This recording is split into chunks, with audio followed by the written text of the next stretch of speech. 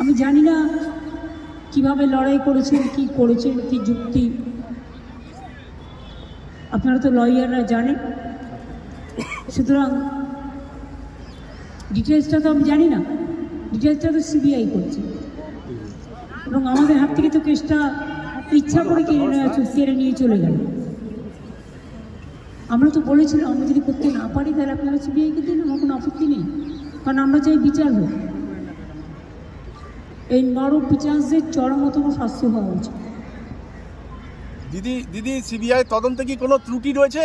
আমি সব বলতে পারবো না, কিন্তু আমি এখনো আপনিও লয়ার, আমিও অ্যাজ এ লয়ার আমি এ কথা বলছি যে আমি তো details but I am not satisfied, কারণ আমি ফাঁসি হলে অন্তত মনকে সান্ত্বনা দিতে পারতাম। থ্যাংক ইউ দিদি। থ্যাংক ইউ দিদি।